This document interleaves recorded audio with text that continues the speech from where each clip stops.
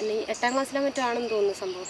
എന്നിട്ട് പിന്നെ അപ്പോഴൊക്കെ ഞാൻ ഒരുപാട് നന്നായി പഠിച്ചു. അതേപോലെ എന്താണ് 10ാം ക്ലാസ്സിൽ എനിക്ക് എന്താണ് ഫസ്റ്റ് ക്ലാസ് കിട്ടും എന്നുള്ളൊരു വിശ്വാസമേ ഇല്ലായിരുന്നു. എൻ്റെ അമ്മയെ ഞാൻ അച്ചി എന്നാണ് വിളിക്കുന്നത്. പിന്നെ ഞങ്ങളുടെ ഭാഷയിൽ ഞങ്ങളുടെ സ്വന്തത്തിൽ അച്ചി എന്ന് പറഞ്ഞാൽ ചേച്ചി എന്നാണ്. പിന്നെ അപ്പോൾ എൻ്റെ അച്ഛൻ്റെ പിന്നെ എന്താണ് പെങ്ങന്മാരൊക്കെ അനിയത്തിമാർ, അച്ഛനാണ് മൂത്തത്. അപ്പോൾ അനിയത്തിമാരൊക്കെ എൻ്റെ അമ്മയെ പിന്നെ എന്താണ് അച്ചി ചേച്ചി എന്നാണ് വിളിക്കുക. അപ്പോൾ ചേച്ചി എന്ന അർത്ഥത്തിൽ പിന്നെ അച്ചി എന്നാണ് വിളിക്കുന്നത്. അപ്പോൾ ചേച്ചി എന്ന അർത്ഥത്തിൽ. അപ്പോൾ പിന്നെ ഞാനും എൻ്റെ ചേച്ചിയും പിന്നെ അമ്മയെ വിളിക്കുന്നത്. അപ്പോൾ അവർ വിളിക്കുന്നത് കേട്ടിട്ട് ഞങ്ങൾ ചെറുപ്പം മുതലേ വിളിക്കുന്നതാണ് അച്ചീനെ. അച്ഛേ വാ വേവാ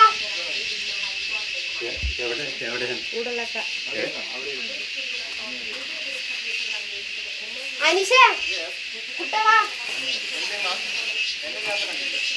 എനിക്കൊരു അനിയത്തിയുണ്ട് പിന്നെ സജിനി. അവളെ ഞങ്ങൾ ചെണ്ണി എന്നാണ് വിളിക്കുന്നത്. ചെറുതായതുകൊണ്ട് ചെണ്ണി എന്ന് വിളിക്കുന്നു. പിന്നെ എന്താണ് അവൾക്ക് ഈ വലതുവശം വീട്ടിൽ തന്നെയാണ് ഇരിക്കുന്നത്. വലതുവശം ഇങ്ങനെ തളർന്നതുകൊണ്ട് പിന്നെ എന്താണ് ഒരു സ്വാധീന ശേഷിയില്ല. അപ്പോൾ വീട്ടിൽ തന്നെയാണ്. പിന്നെ ഇതെൻ്റെ അമ്മ, അച്ഛൻ, അനിയന്മാർ. ഇവരെൻ്റെ അനിയൻ എന്ന് വെച്ചിട്ടുണ്ടെങ്കിൽ മാമൻ്റെ മോൻ. ഇതിൻ്റെ എന്താണ് മൂത്ത മാമൻ. അമ്മയ്ക്ക് 2 ആങ്ങളമാരായിരുന്നു. അപ്പോൾ 2 ആങ്ങളമാരിൽ മൂത്ത മാമൻ്റെ എന്താണ് കുട്ടിയാണിത്, മൂത്തവനാണ്. പിന്നെ എന്താണ് മാമൻ തൂങ്ങി മരിച്ചു. അമ്മ ക്യാൻസറായിട്ട് മരിച്ചു. പിന്നെ എന്താണ് ഇപ്പോൾ 3 കുട്ടികൾ മാത്രമേ ഉള്ളൂ. ഇവനും 2 പെൺകുട്ടികളും. പിന്നെ ഇതെൻ്റെ ചിറ്റമ്മയുടെ മോന്. എന്താണ് ഇവൻ ITI കഴിഞ്ഞ് നിൽക്കുന്നു. ഇവനൊരു ചേച്ചിയുണ്ട്. പോളിയിൽ ഞാൻ ആ സമയത്ത് പോളിയിൽ പോയിക്കൊണ്ടിരുന്ന സമയത്താണ് ഞങ്ങൾക്ക് പരീക്ഷയായിരുന്നു. അപ്പോൾ ഞാൻ ഓരോ ദിവസം പോണത് എങ്ങനെ എനിക്ക് ഒരു യൂണിഫോം ഉണ്ടായിരുന്നുള്ളൂ. ഒരു യൂണിഫോമിൽ ഞാൻ 3 വർഷം തയ്ച്ച്. അത് എനിക്ക് തന്നെ എന്താ പറയുക അതിശയം തോന്നി അതിനെക്കുറിച്ച് ആലോചിച്ചിട്ട്. ഒരു യൂണിഫോമിൽ ഞാൻ എന്താണ് 3 വർഷം ചെറിയ ദിവസം വൈകുന്നേരം വരും. എന്നിട്ട് എന്നിട്ട് അത് 3ാമത്തെ വർഷമായപ്പോൾ അതിന് ഇവിടെയൊക്കെ അതിങ്ങനെ കീറി പറഞ്ഞ് എന്നിട്ട് തുന്നിക്കൂട്ടി അങ്ങനെ കംപ്ലീറ്റ് ആക്കി. പിന്നെ എന്താണ് ക്ലാസ്സിൽ പോയാൽ മതി, നമുക്ക് എന്തെങ്കിലും ഡ്രസ്സ് ഇട്ടാൽ മതിയല്ലോ, അങ്ങനെ ഒരു ഇതായിരുന്നു. യൂണിഫോം ആയതുകൊണ്ട് പിന്നൊരു ഇതുണ്ടായിരുന്നു, എന്താ പറയുക, എനിക്കപ്പോൾ കുറച്ച് ഡ്രസ്സ് ഉണ്ടായിരുന്നു കേട്ടോ. കുറച്ച് ഡ്രസ്സ് ഉണ്ടായിരുന്നു, 2-3 ഡ്രസ്സ് ഉണ്ടായിരുന്നില്ല. അപ്പോൾ നമ്മളിങ്ങനെ കോളേജിലൊക്കെ പോകുമ്പോൾ മാറ്റി ഇടണ്ടേ എന്നുള്ളൊരു അതുണ്ടായിരുന്നു. അപ്പോൾ യൂണിഫോം ആണെന്നൊക്കെ പറഞ്ഞപ്പോൾ എനിക്ക് ഭയങ്കര ആശ്വാസമായി. നമുക്കത് ഒന്ന് മാത്രം ഇട്ടാൽ മതിയല്ലോ എന്നുള്ളൊരിത്. പിന്നെ എന്താണ് പരീക്ഷ ഓരോ ദിവസം പോണത് എങ്ങനെയാണ് നമ്മൾ എന്താണ് രാത്രിയിൽ ഇതൊക്കെ കഴിഞ്ഞിട്ട് ഈ അച്ഛൻ്റെ കുടുംബത്തിലെ പ്രശ്നങ്ങളൊക്കെ കഴിഞ്ഞിട്ട് വേണം എന്താണ് കുടുംബത്തിലെ പ്രശ്നങ്ങൾ എന്ന് വെച്ചിട്ടുണ്ടെങ്കിൽ എന്താണ് ഇവർ വരുന്നത് എപ്പോഴാണെന്ന് പറയുക, കുടിച്ച് വരുന്നത് 10 മണിയാവും.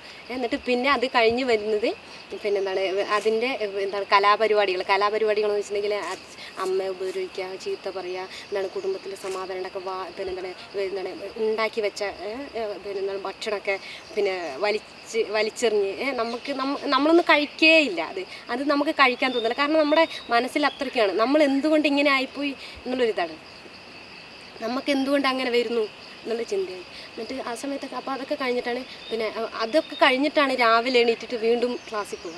അപ്പോഴും എന്തെങ്കിലും ഇങ്ങനൊരു പരീക്ഷയ്ക്കോ ക്ലാസ്സിലൊക്കെ പോയിട്ടുണ്ടെങ്കിൽ എന്തെങ്കിലും ഒരു ഗുണം കിട്ടുമല്ലോ എന്നുള്ളൊരു വിശ്വാസം അപ്പോഴും ഉണ്ടായിരുന്നു. ഈ കോഴ്സ് കംപ്ലീറ്റ് കഴിഞ്ഞിട്ട് അപ്പോഴും ചിലവരൊക്കെ പറയുന്നത് കേൾക്കാം, നമ്മൾ ഈ പോളി കഴിഞ്ഞിട്ടെങ്കിൽ എന്തായാലും ജോലി കിട്ടും അങ്ങനെ കോഴ്സ് കംപ്ലീറ്റ് ആക്കിയാലും മതി. ഒരു വിശ്വാസം കൊണ്ടായിരിക്കും പോയത്, ഇങ്ങനെ മുന്നോട്ട് പോയി. എന്നിട്ട് അപ്പോൾ ഞങ്ങൾ സെമിനാറിനും പ്രോജക്റ്റിനൊക്കെ കുറച്ച് പൈസ ഒക്കെ വേണമായിരുന്നു. അപ്പോൾ ഇതൊന്നും അച്ഛൻ്റെ അടുത്ത് ചോദിച്ചാൽ അച്ഛൻ തരില്ല. അപ്പോൾ ആ സമയത്തൊക്കെ ഞാൻ അമ്മ പണിക്ക് പോയിക്കൊണ്ടിരുന്നത്. അമ്മ എങ്ങനെയെങ്കിലൊക്കെ കുറച്ച് പൈസ ഇങ്ങനെ സംഘടിപ്പിച്ചു തന്നു. പിന്നെ അപ്പോൾ അമ്മ പണിക്ക് പോണത് ഈ രാവിലെയുള്ള കലാപരിപാടികളും വെച്ചിട്ടുണ്ടെങ്കിൽ അച്ഛൻ ഒരുപാട് ഉപദ്രവിക്കും മാനസികമായിട്ടും.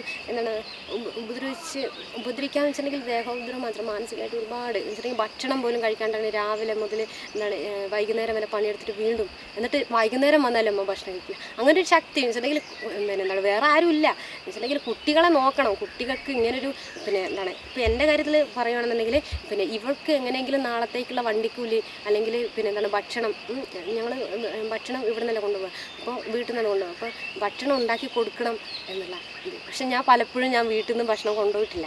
വെച്ചിട്ടുണ്ടെങ്കിൽ നമ്മുടെ ഫ്രണ്ട്സാണ് തരുന്നത്.